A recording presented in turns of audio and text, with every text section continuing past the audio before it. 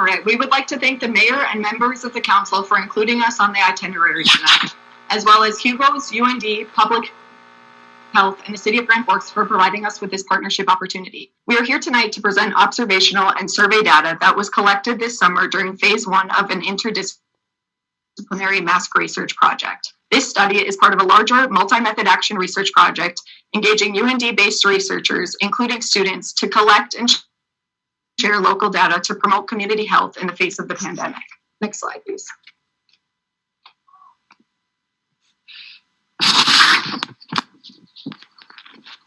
The purpose of our study is as follows. In a partnership between UND, the City of Grand Forks, Public Health, and Hugo's, we are conducting an IRB-approved research project on face mask usage in Grand Forks. Our data will be used in our city's continued efforts to navigate the COVID-19 pandemic.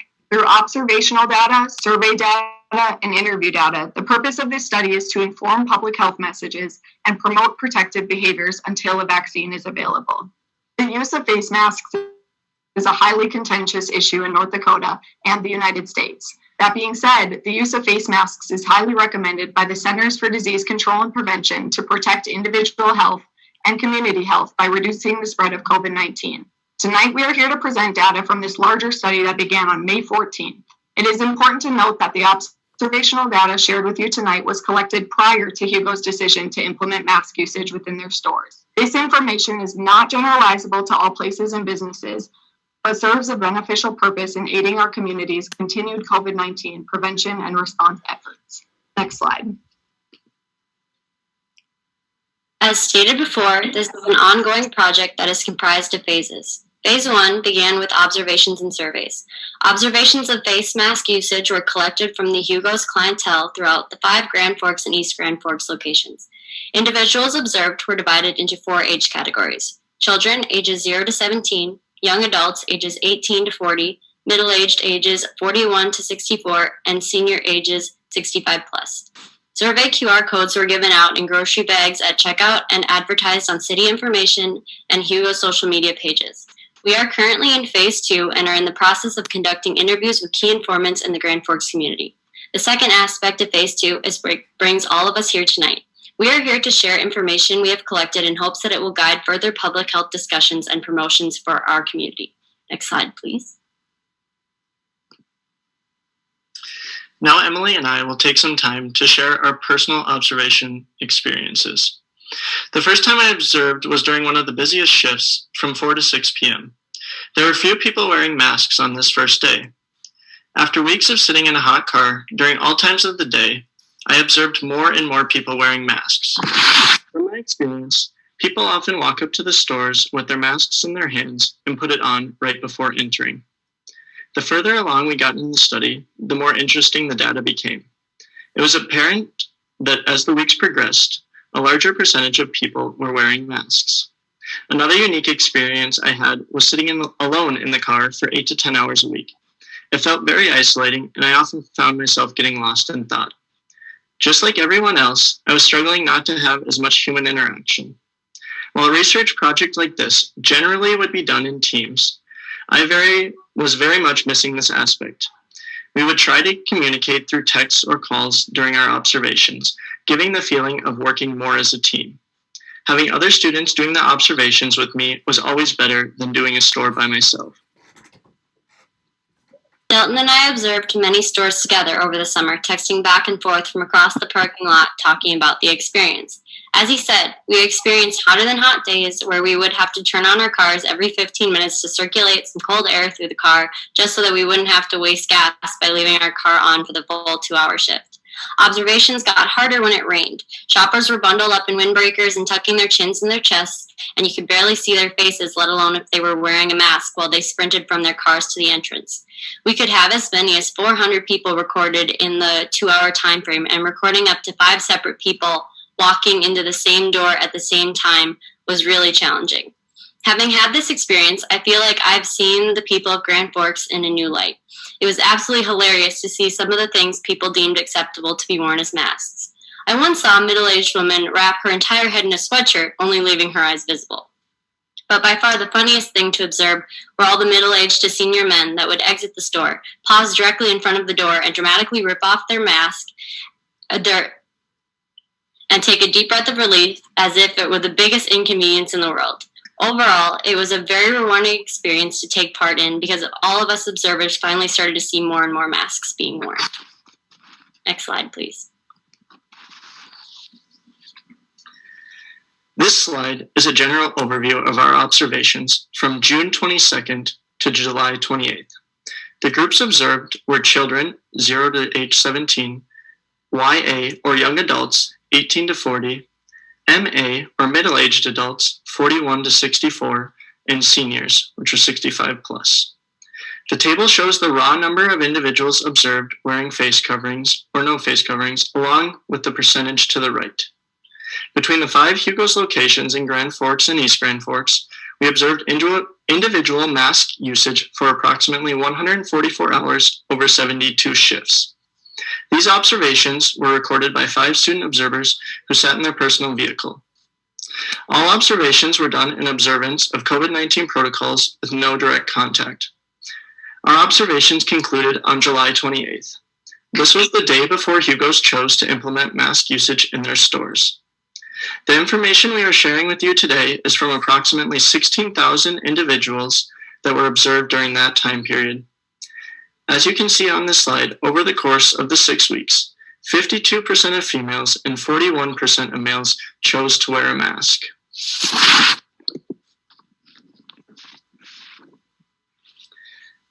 This slide is a weekly comparison of our observations.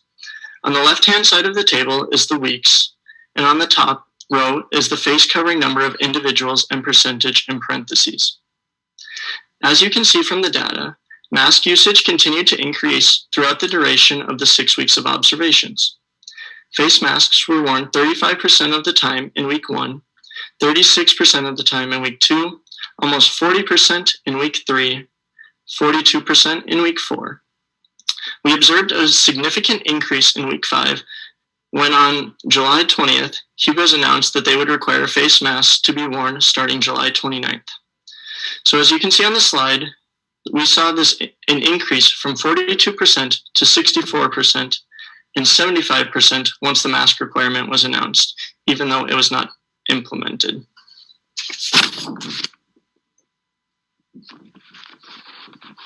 This next table breaks down our observations by week and by age of the individuals observed. On the left-hand side of the table, data is broken into rows for each of the 6 weeks of observations that started on June 22nd and concluded on July 28th. On the right-hand side, you see that the columns are separated into children, young adults represented by YA, middle-aged represented by MA, and seniors. You can see from the data that there was an all-around increase in mask usage across the board from week 1 of observations to week 6.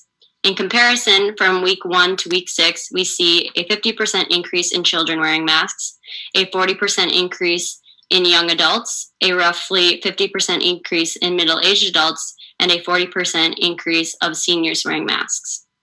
According to our results, by week 6, more than 2/3 of young adults were wearing masks before Hugo's chose to make them a requirement in their stores. And it is most important to note that seniors lead in mask usage, as seen in the last column of the table in the first and last rows, starting week 1 at 52% mask usage and ending week 6 at 89.7% mask usage. Next slide, please. On this slide, we will share our observational results regarding gender and face mask usage. This chart is broken down into week-by-week results from June 22nd to July 28th, as noted on the left-hand column.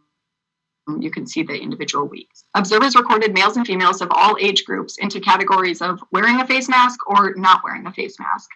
According to the results, females of all ages led in mask usage. In fact, as you can see on week 6 of the data, 80.7% of females chose to wear face masks before they were required by Hugo's. Following close behind, on July 27th and 28th, nearly 70% of males also chose to wear masks in comparison to the first week of the study, June 22nd to 28th, when male face mask usage was at 30%. This shows that from July 20th to July 28th, the vast majority were wearing masks voluntarily. Next slide, please. Here you can see a weekly breakdown of our data by age and gender. Over 3/4 of female young adults were wearing masks on July 27th and 28th, and a little over 2/3 of young adult males were wearing masks on those same days. 93% of female senior adults and 87% of male senior adults were choosing to wear masks on July 27th and 28th as well. In short, only a range of 7 to 13% of individuals observed, male or female, from the senior age category were not voluntarily wearing masks on those 2 days. It should be noted that our results display that the number of mask wearers remains high across all observed ages, male and female. This is not a debate between young versus old or male versus female. As Emily previously stated, one of our methods consisted of a survey. Once again, the purpose of this research study provides an opportunity to learn more about the use of face coverings in response to the transmission of COVID-19 and help local officials and local businesses develop effective public health messages that resonate with our own community. This survey was conducted online, and participants received flyers with a URL and a QR code so that they could access the survey with either. The questions asked on the survey consisted of: do you wear a mask in public settings? How satisfied or dissatisfied are you with education or information on the use of masks? And most people who are important to me, for example, parents, partner, friends, community leaders, etc., approve of mask wearing in public settings.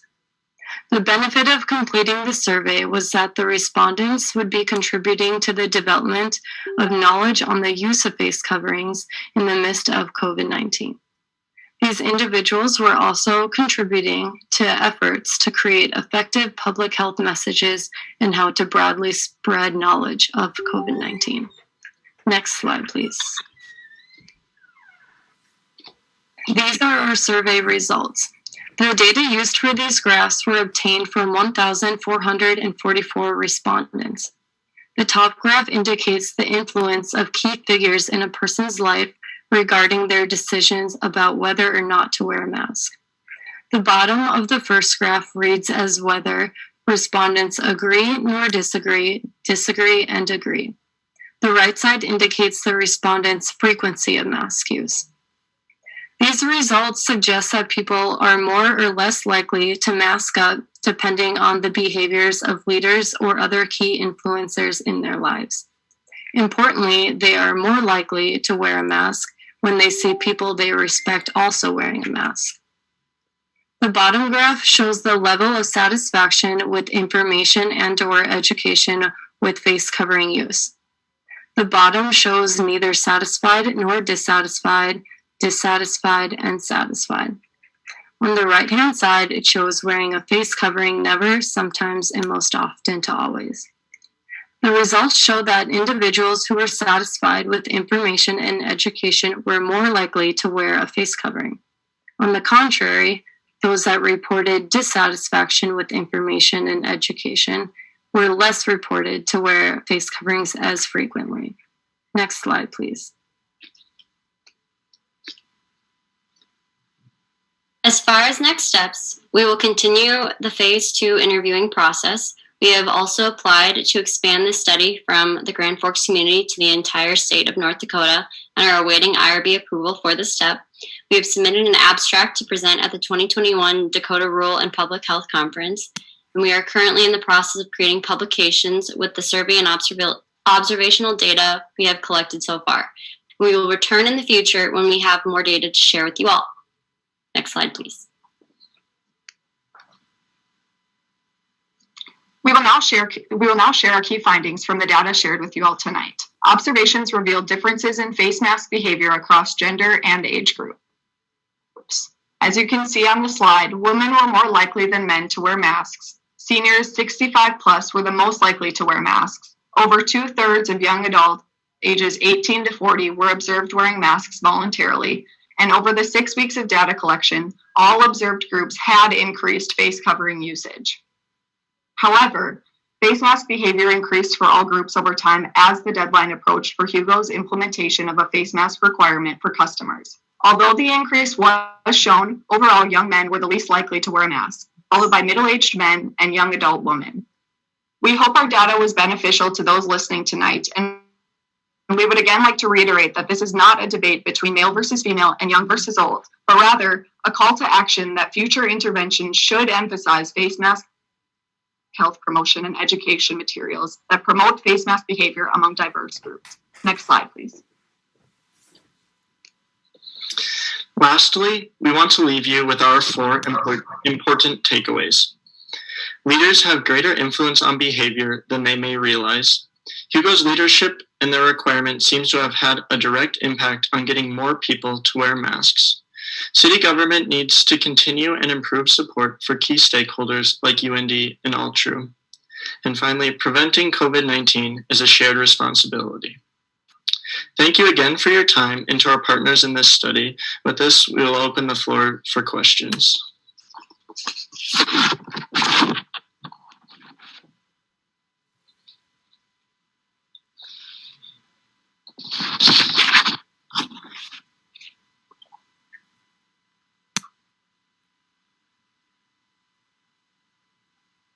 And it's been a challenge, as you know, to try to get people to do that. I don't get to talk to college students as often as probably a professor would. So I did have one question for you guys, and maybe you can help shed some light on that. How have you kind of noticed? You know, in the public we can view that, and we can see if people are wearing masks. How have you noticed mask usage in gatherings and in private residence when people come together when they're not in public? What have you guys noticed in your circles?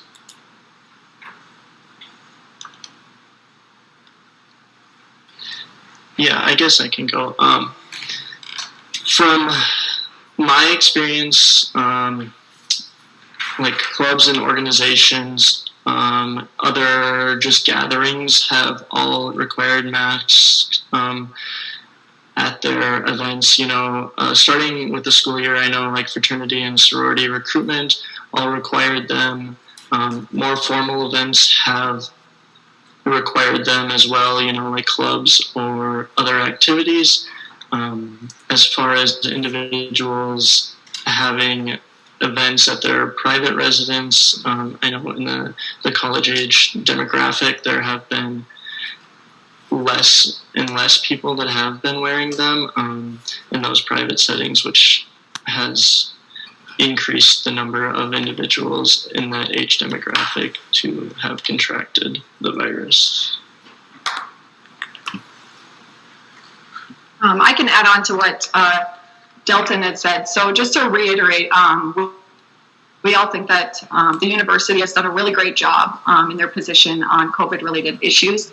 In addition to that, the use of face masks really has increased, especially as shown by our data today. But in my personal opinion, just that influence factor is such a beneficial thing. My friend groups, all of us have begun to wear it to the point where you don't even notice if anybody is anymore. So just increasing that continuous normalcy of wearing a mask in public.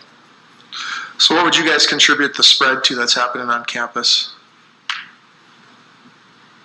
As they've gone from, I think they were down to 30, now it's over 100 again. What if you guys had to pin down where can we be better?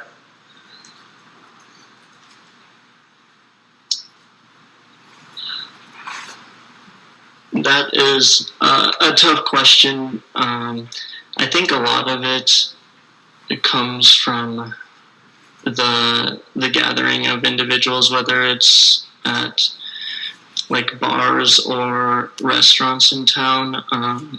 Just choosing to go to those places without a mask has definitely spread. And you know, even if you are being personally safe, you know, paying for your education, so you want to go to those classes in person, and the person sitting next to you or in the same classroom as you could not be taking the same precautions that you are taking, and you can end up catching it from them. So I think having a position where people realize the benefits of having a mask on in those locations can decrease the spread is a key factor. All right, thank you. I'll open it up to any council members that would like to ask me questions Mayor, or I've got comments. just 2 quick questions, Yep. if you don't mind. Mr. Weigel, please. Just real quick, it's kind of a 2-part question, but one, what are you guys seeing as students regarding, we've talked a lot about masks and COVID and positivity rate. What are you guys seeing on the mental health side? Because I think that's oftentimes the most forgotten thing that we don't talk about enough is the mental health of children, mental health of college students, and mental health of some of the older adults. And I'll ask that question. And then on the last slide, there was something that said the city can continue to support and improve communication or something along those lines. What are some of those things that the city can do to improve what you guys need at the university? Or some ideas, maybe.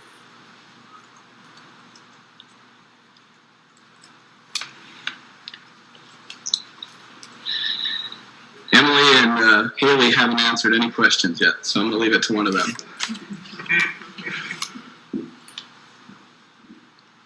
I would say on the mental health aspect of the question that I've noticed within myself and peers in my classes that being on Zoom is a lot tougher than you'd think. Like, you just have to show up and be there, but there's an aspect of we don't really get that in class and person-to-person experience. So that definitely is weighing on our mental health, but at the same time, it's also necessary that we can't meet in class like we would normally. I only have one class that meets in person on campus, and it is optional, and masks are required. So whenever I get the chance, I do try to attend that just to get that person-to-person aspect. But I do definitely think that having class on Zoom has been beneficial to stopping the majority of the spread of the virus. I would have to agree with Emily on that, and UND has done a great job of providing different resources for the students on campus. And I personally don't have classes on campus this semester since I'm in my internship, and that is all virtual. So I can't talk too much on that part of it, but I do feel like UND is doing a great job of providing resources to the students that do go on campus.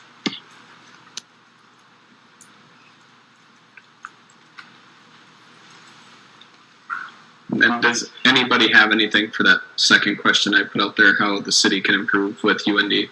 I forgot what the slide specifically said, if somebody wants to read that back. Yeah, so basically what the slide says is just city government.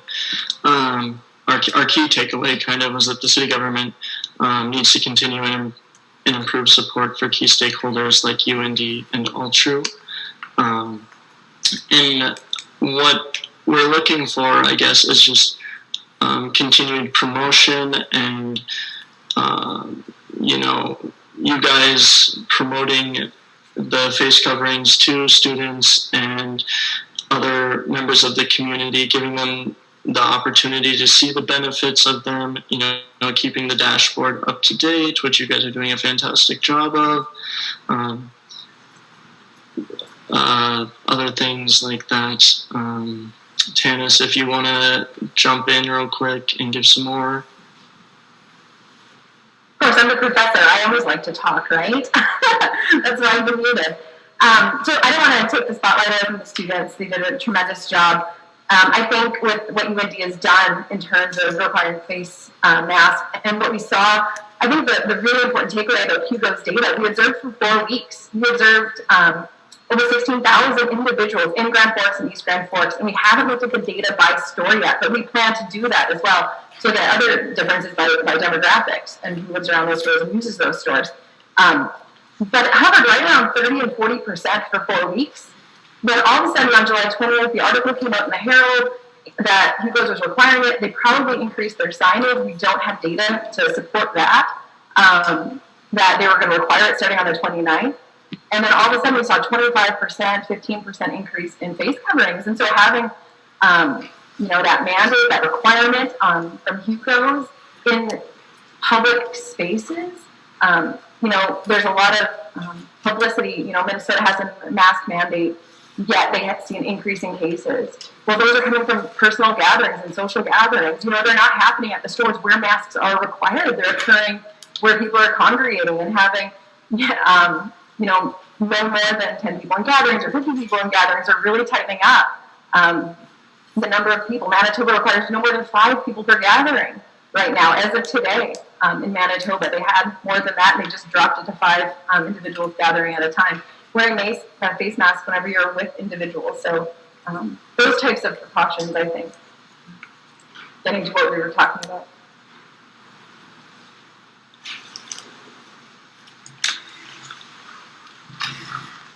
Thank you. Any other council member comments? We'll see if there's anybody else, and we'll let Brett go at the end here. Anybody else on Zoom that wanted to chime in? Mr. Bean. I'll just please. make, start out with one comment. I heard them say that they're looking for leadership to step forward. And Mayor, you've been wearing a mask for a long time. The governor wears almost all the meetings that I've been with him. I appreciate the leadership that's shown there. I think we've shown some leadership here with the city council too. I especially look out at the audience here, and everybody's wearing masks. It's been that way for a couple of meetings now. So I'm hoping that is helpful. But what's concerning is our numbers are still going the wrong direction. And so, although we're doing some things well, it's obvious we're not doing enough to get our numbers in order. And I'm concerned about what's going to happen as winter comes on and there's more indoor. So, and we really want to figure out the policy that keeps schools open, keeps businesses open, all of that we need to take a look at. So I found the information today was really helpful, and I think it's something that I certainly want to digest more as we go forward.